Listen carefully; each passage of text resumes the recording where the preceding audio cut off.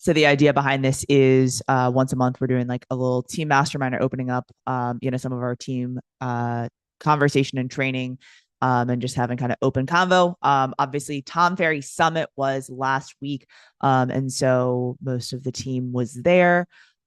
Curious if you are joining, if you did Tom Ferry, if you were there, if you watched it virtually, or if you're just here to pick up some nuggets. So if you want to unmute and share, or just drop it in the chat, live, virtual, or just here to hang, totally cool too. uh would love to know that. I'm here. I'm here for the Nuggets.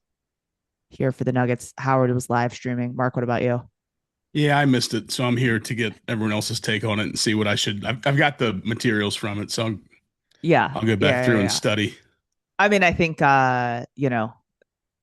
Christy Jenks put out a pretty good Yeah. Claude thing with like all of the stuff. And so at least to get some higher level kind of, ideas and stuff, that's good. But just to introduce us real quick, Movement to Texas team. So we are Houston based. We cover all the major suburbs. But these are a few of the things that I really liked. If you guys don't know, Bree Martin, she does these like handwritten notes every year for Summit, and she did them for Rev B last year too. But these were kind of three of the biggest things that I really liked from Tom Ferry. One was Tom's opening keynote where he basically talked about how, like as humans, we often stop at 40% of what we're capable of. Right. It's a David Goggins kind of, he didn't necessarily come up with it, but he really popularized it. And we have like 60% more to give. And so the thought is like, that most people stop at, kind of 40% of their capability. And so it doesn't take that much more effort for us to, achieve more than everyone else.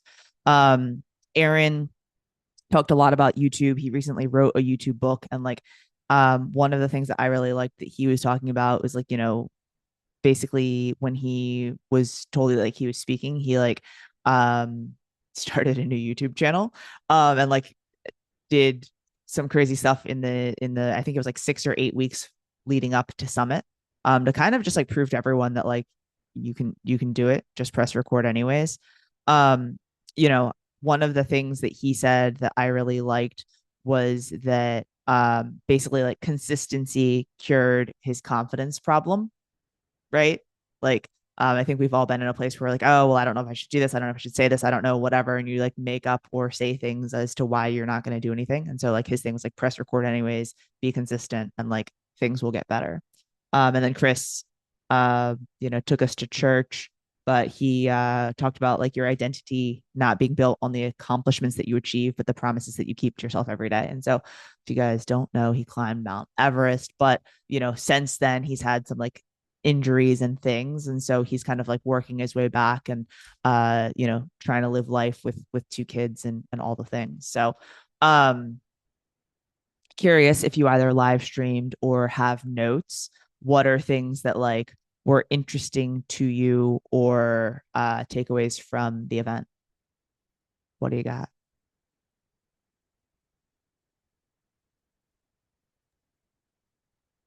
So Yeah. something like the main thing here, and this was on Tom's initial speech, was regarding the 60/40, how everybody typically will perform at 40%, but they have that extra 60% that they're capable of. And you're just trapped inside of that. And every person who became a high performer tapped into something that every single person has. You just have to figure out what it is, tap into it. Um, and then he said, who's the version of me that is fearless on the playing field? And just tap into it, figure out who that person is. He also said, he talked about a fixed mindset versus a growth mindset. We know what to do, but don't do it. And he asked the question, why don't you do it? And that really made me think, okay, what is it? What's stopping me? What's holding me back? If I want to be successful, I see other people doing things. I sometimes think, I'm guilty. I think I can do it better than them, but why am I not doing it? Yeah, yeah, yeah, yeah. For sure. I think that the example that he had given, with the, kind of like creating the alter ego or whatever, was that like many people have like high performers build their alter ego. And I think he was referencing like, Kobe and Beyonce and like, performers and athletes, right? That um create an alter ego in order to like kind of put that hat on or put that outfit on or just put that mindset on. And I know that there's the book, The Alter Ego Effect. Um, and I know a lot of people have read that. So, Andrea, if you haven't read that, that might be a good one to read to kind of put yourself in that mindset when you're going to make calls or going to shoot video or going to do on an appointment or whatever it is. Um, you know, on that. So I love that. Rudy, I saw you unmuted at the same time as Andrea. Did you have something you wanted to add? Yeah, I think the one of the things that you had mentioned there was press record anyway. Mm-hmm. I mean, for me, that was big because I have all these different ideas and things that I want to do, and those things stop me from recording YouTube videos, right? I want the edits to look great, and I want the transitions and all these things. But seeing the success that some of these other guests had with just kind of like pretty raw, nothing like really overly refined. That motivated me to really lock into YouTube. And one of the things that they touched on was that YouTube builds trust. Mm-hmm. So I think that's why a lot of us are trying to focus on that and build a business around those kind of things. Yeah, I mean, I think that especially on YouTube, but like for video in general, like if you don't look back at a video from a year ago and like cringe a little bit, like are you making any progress, right? And so I like was actually looking at videos from like 2017 and then like 2021 and now. So I have this post I need to post of like it's like a split screen of like each one of them. And it's just so funny to be looking back at those videos, being like, oh God, like I can't believe like I thought this was good or like whatever, right? Um, so yeah, I mean it's like a constant progress. And I think that like especially for YouTube, to have a video that's like 10 minutes long, right? Like there's going to be some stumbling and like, those moments where you're kind of talking and they're like, well, I don't know what okay, so let me move on, like, kind of awkward moments. Yeah. But that like humanizes you. Like if you post a video and all it is they're just like perfectly produced, videos, you know, I don't think it resonates as well as things that are maybe slightly less polished. I can definitely relate to that too. I'm maybe a year-ish into YouTube and Mm-hmm. things have evolved a lot, but at the beginning, that's what I told myself was I'm posting once a week. It doesn't matter. Like, of course, I want to make the best video possible, but there's weeks where, I had a baby. I had to figure out what to post that week. So, that just helped me like get the ball rolling. And now I'm at a place where I can spend more time like thinking about it and being maybe a little bit more polished, but just to have the reps in, like build confidence and get in the groove, the routine of it, I think that's a really good principle to start with. For sure. And so you said that like now you're going to try to do 2 YouTube videos a week. Yes, now publicly. Sorry. No, I am. I've been doing it. Yeah. Yeah. Okay. Um, Howard, I know you were virtual, so I don't know if you caught all of the sessions or not, but what were some of the Well, things that I got all the resonated? sessions, even in spite of the time zone. Look at You you. just wake up early in the morning to catch things that you missed before you go to Yeah. work. One thing I liked about it, I've been with Tom for about 10 and a half years. This is my 11th summit that I attended, virtual and actual. It was spot on. For me, it just reminded me things I already knew, and things I forgot, and reinforced that you have to do things. So since the summit, which is we're like less than a week out from it, I've already done 10-minute videos are hard for me, but I've done two 2.5 minute videos, and I'm working on the third one at the moment. I did that. I did it. I do want to edit it in CapCut because there's some things I have. I'm a talking head with a teleprompter. I have a memory of a goldfish lately, so I have a hard time getting all this information out at once. So I have to help with the teleprompter. But it just reminded me, and we've said this, and you've said this, never done is better than good. And it's like a stupid statement, but it's so true. Because if you don't do it, it's not going to be good at all. Yeah. And it's like a little bit back to basics. Even last year was back to basics. But I guess in this profession, with all the challenges that we experience, we have to remind that sometimes the basics work, and you just have to do it. And that will be the starting point for your momentum. Yeah, for sure. For sure. Um, Derek, do you have any takeaways?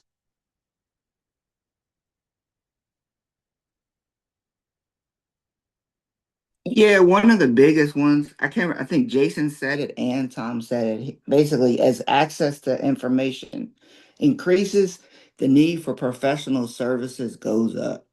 That really like resonated and hit hard because it was like, now everybody has access to all this information, but then we're still needed to kind of put a bow on it and bring it all together. That was really big. Yeah. I mean, and I think that I think we all recognize and realize that like our clients are using AI. Sometimes it's in our favor because they're finding us with AI, but other times it's like, they're running the inspection report and they're saying, oh, well, this is a really big deal. Chat told me that, kind of thing. And so I think there's kind of twofold in this that I see the impact of AI. One is that like you need to kind of build it into like the process of like, hey, like I understand that you're going to ask these questions and you might have people that have bought houses or use AI or blah, blah, blah, blah, blah. But A, B, C, D, these are the things that we're going to do to make sure that we're reviewing like these things and using, my years of experience in this market kind of thing. And then two, like obviously we've talked a lot about content on like the front half of this call. I think that like in a world of AI where like people are looking things up, it's even more reason, especially for longer form content like a YouTube, like to be sharing more of the things that make you unique and sharing more of like your personal stories. And so if that's like a property tour, it's like, putting in little things about like either things that you like about the property. I know that Kristen Nielsen does like home tours. And so in her home tours, if there's a wine fridge, she's always like, oh man, like this one's a good one because, or oh, there's a wine fridge, but I don't like it very much because, it's smaller, or like there's a rack missing, or, different things that like her people that follow her and watch her tours know that like if there's a wine fridge, she's like all about it. Um, and so like are those unique features. I know some people will like, make funny faces in the mirror when they like are going through the mirror in the bathroom, just different things to kind of show your personality a little bit. Um, because like the information is the information and the house is the house, right? And so you have to kind of show yourself a little bit more, show your personality. Um, I think from Aaron's talk, like in the pressing record before you're ready, like one of the statements that he made that I wrote down was like, quantity will be quality, right? And so like the more you do and the more reps you put in, whether that's video or otherwise, like you have no choice but to get better at it, right? Like by doing more, like you will improve every time. Um, so yeah, a few more people have joined. I don't know if you guys went to Summit or if you did it virtually or if you're just here to have some convo, and that's cool too. Um, so Leo Pareja and Tom did like a little bit of Q&A.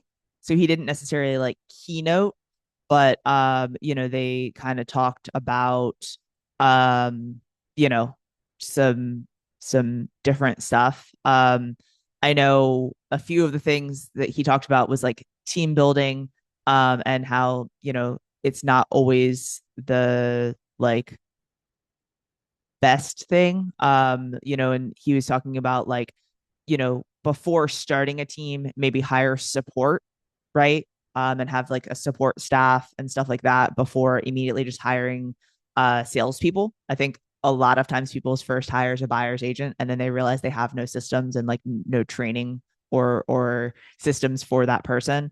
He talked about taking and tracking like your hourly wage. So like when you are going to hire people, like taking your GCI from last year, dividing that by 2080, which is like, the full-time job. Like if you had a W-2 job, it's 2080 hours, 2080 hours a year. And that's your hourly rate. And so if you made $125,000 last year, if you divide that by 2080, that's $60 an hour. And so like a lot of times people are like balking at the idea of hiring a VA at $5 an hour or an assistant at $20 an hour. And it's like, well, if that person at $20 an hour can help you to sell 5 more homes or 2 more homes a month or whatever the multiplier is, like, why wouldn't you do that? Right. Um, and so like the mastery of lead conversion was the other thing he talked about. And like converting leads is the most important thing. And so almost everything else could be uh outsourced out. And so, lead conversion is kind of the bread and butter of this business. Um, but I think those were kind of the main things he talked about. But it was again more of a Q&A than a like a full on keynote or anything. But it was good. Nicole, were you there or no?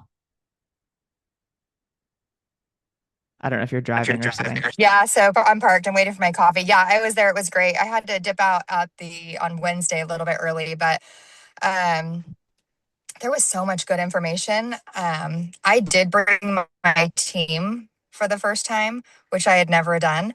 And I would say as a team lead, I probably should have prepped them a little more. One was a very brand new green agent.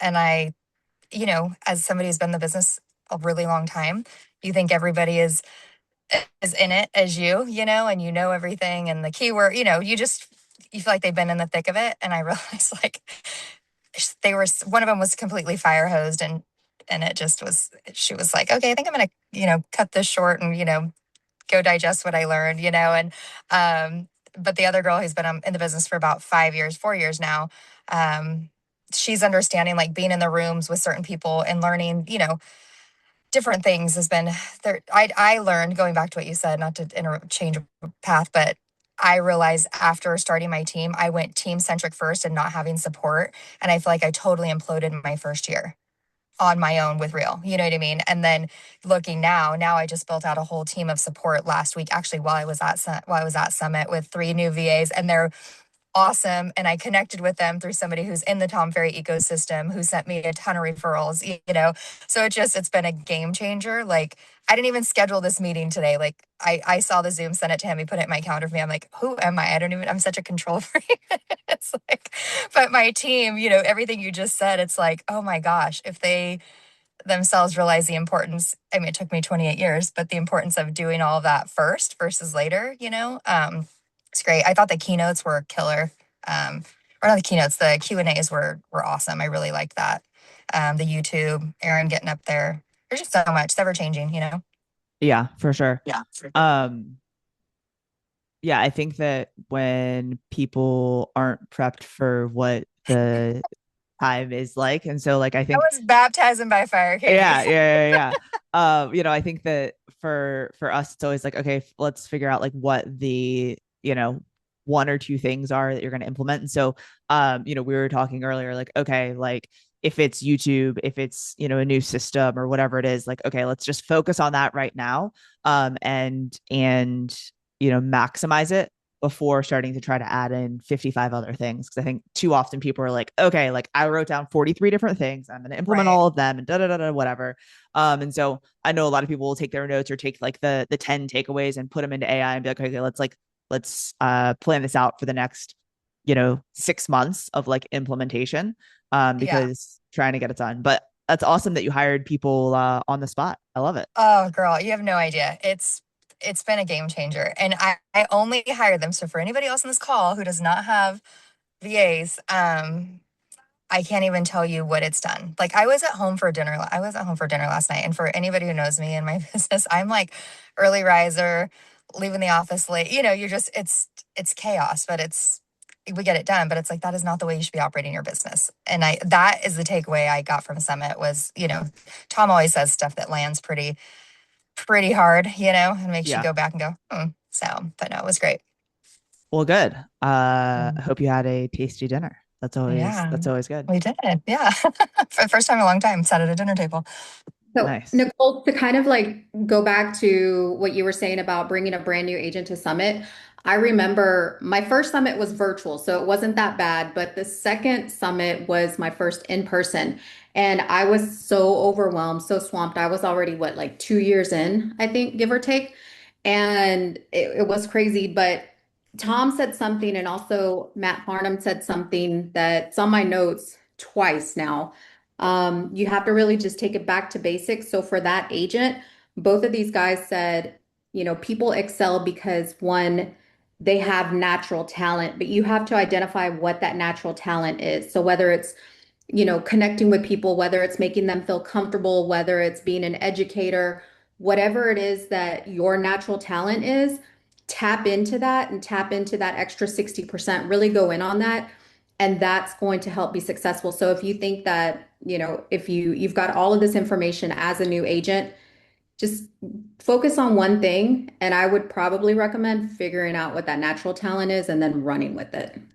Yeah, I love that. Yeah, no, I wrote that down too on my notes. I loved when they said that and that other margin, right, of what we do. And we're all guilty of it. We're all so guilty of it. But I think, like, I was talking to my team and explaining to them, like, hey, for 20, say, 26-ish years, 25-ish years, I only tapped into my local people, right? And then, I mean, honestly, going to Real was a catalyst of moving. And I didn't join Real because of everything that was great. I joined Real because our motto said, work hard, be kind. And I was at Elite and literally I booked my flight to Elite, went there with a friend, and then signed up for coaching right before I actually went in that day and bought my ticket. So I was like all in because I was basically tired of being tired, right? And I needed to just figure it out because I did go out on my own from my last brokerage. And but it was just a game changer. And just the network of all the people and like you said, tapping into what we haven't tapped into. I was late telling my team that I'm like, I would just want you guys to see what's beyond the horizon, what's beyond the trees, look into the forest. And they definitely got it. I mean, Jamie came back. She's put 3 new builds into contract. Like, she's on fire. Like, Nikki's on fire. I mean, they're on fire, but it was just like, whoa, and it's every one of them, I think, are so different, right? Every summit's different. Every elite retreat is so different. So, yeah, I just think I'm so used to doing what I do, and then to bring other people along, it was definitely a little bit different. Maybe they were tired from Disneyland. I did take them to Disneyland the first day. Yeah, a But lot of steps that can be exhausting. yeah. So, Any other implementation or things that, maybe not like, oh, this was a moment that I liked, but like, oh, this is the thing, and now I'm going to go do this other thing? oh gosh.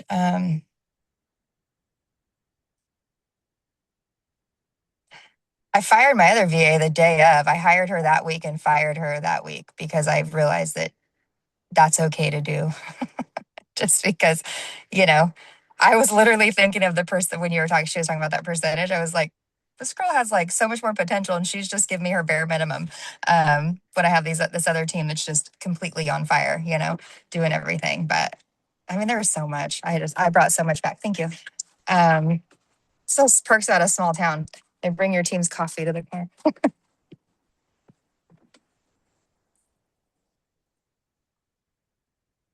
What were Yeah. your big takeaways, Katie? So, oh, sorry, Rudy, were you saying something? Sorry. No, I was just gonna go along with kind of like what we've been talking about a lot is the 5 ways to tap into that 60%. Mm-hmm. So I mean, we kind of touched on natural talent, hire the right team. Uh, Katie, you were talking about like differentiated perspective. So I think like work ethic too, right? Is something that helps you win, and really just focusing in on that and digging in. And one of the things I think we talked about yesterday on our huddle was like that tapping into that extra gear you may have that feeling of like, okay, I'm tired or whatever it is, but that could be that place of like out of your comfort zone, right? Yeah. Yeah. I think No, that for So sure. goes. true. That's so true. So true. Does anybody remember it was Joanna's like almost closing statement for her speech about the carrot? I think that really stood out. So she talked a lot about marketing and branding and positioning yourself. And she said if you take two people, you've got two carrots in front of them, you tell the first person, here's a carrot. Look at it, smell it, observe it, feel it, savor it. Now eat it. And then you give the second person, all right, here's a carrot, eat it. That person who gets the better experience and really has a chance to analyze this carrot before they taste it, it's automatically going to taste a lot better for them versus the person who just stuck the carrot in their mouth and ate it. And that has to go back to the experience that you give this client while you're working with them through the process, just giving them that experience versus, all right, let's get you a house here. That's it. Just making it something that they can remember and really enjoy. So what are Yeah, I things think you so think many of you could us. improve upon on that front? Definitely just the overall client experience. I mean, I think I'm okay with that, but the just, tapping more into becoming closer with my clients, building a stronger relationship. Yes, it's a transaction, but I need them to feel a little bit more comfortable with me. I need them to see versus me telling them here that I'm here for their best interest. I need them to see that in different ways, whether it's, I'm just checking in or you're not, I know you're not feeling good today. Hey, how are you feeling today? What can I do for you? Not do you need something? What can I do for you? Or, if they're not feeling well, sending them chicken soup, just something that can show them that I care about them and their best interest by example. Chicken soup. No. I think that oftentimes, as you said, like transaction and like sometimes we get a little transactional and it's like, especially when you're going through the same thing over and over and over again, right? When you help multiple clients in a month and it's like, okay, we're, doing a consult and then we are, going and looking at homes and then you are going under contract and then all of the things that happen when you're actually in escrow, like it gets very repetitive. And so kind of reminding yourself that, especially for a first time home buyer, or someone that hasn't purchased in a while, like this isn't something that they do every day, right? And so remembering that and remembering to like not only just like explain things and go over them and use regular language and not jargon, but then also like how can you make it a little bit better of an experience and make it special as well. Rudy, I know you tapped on like the 5 ways to tap into the 60%. And so natural talent is one, right? Your outstanding innate ability in a specific domain, right? Like what your thing is. Number two is work ethic. And outworking people that may have more natural talent than you, but outworking those around you, going all in on your craft. Three is your differentiated perspective. And Rudy, I know we talked about this earlier. Well, earlier this week was yesterday, but earlier this week of like, you see the world through your own unique lens. And I think it's important to kind of share that. And then I think the last two are kind of where oftentimes people miss, and that's the process, right? Like engineer things, optimize them, systematize them in whatever ways you can, but don't lose the human component as well. I think right now, especially with AI, it's like everyone's trying to use AI for everything, and it's like I'm seeing so many social posts where it's like, here's a better caption. Like, okay, like we need to still use our brains and use AI to make the process better, but still put ourselves in it. And then number five is hiring the right team. And so like Nicole, you said like, hey, figuring out that some of these people aren't working, and if they're not the right person, right, then how do we bring on the right people and have the right people in the right seats to help us continue to push forward. So yeah, I think that continually looking at processes and things like that is high on my list, and seeing where we can plug in AI to make things a little bit more efficient, but then also plug in humans as well. All right. Anyone else? Thoughts, ideas? Katie, I want to add to that. Something I did a few months ago was it's okay to let go of team members too, not just your VAs and your support staff. Like that is completely okay. And somebody who's like a total, as I'm very alpha, but I'm very much a people pleaser. I'm trying to get out of that.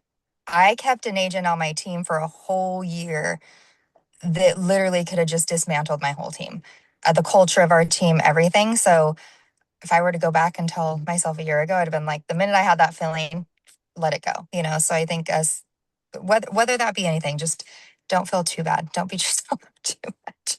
Yeah. Yeah. Andrea, do you want to share any more details? About the Gordian knot? No, not really. There was just too much, there was too much involved in that story. But I mean, I think it goes along with kind of what Nicole just said, right? Like the held belief or habits that don't serve you anymore may need to be cut, right? So Yeah. We bought one for our conference table. We're remodeling our office, but we just bought one for the conference table as a friendly reminder that's going to sit there, literally from some, like that's, we did. And people are like, what the hell did not you buy this for? But now you get to tell a story and it reminds every agent or person that comes in your office, like even a client, like, you know, like this, we all have those clients too, you know? So, for sure. and Awesome. Tom, Well, go ahead. oh, Tom also mentioned, you know, you learn things, you continue to learn, you continue to evolve. But he said every 18 months you have to become a brand new version of yourself to continue to grow and evolve. Yeah, for sure. Awesome. Well, cool. Appreciate y'all hopping on. And we'll catch you next month. all right, take care. Katie, thank you for inviting people. Thanks, Howard. Bye, Katie.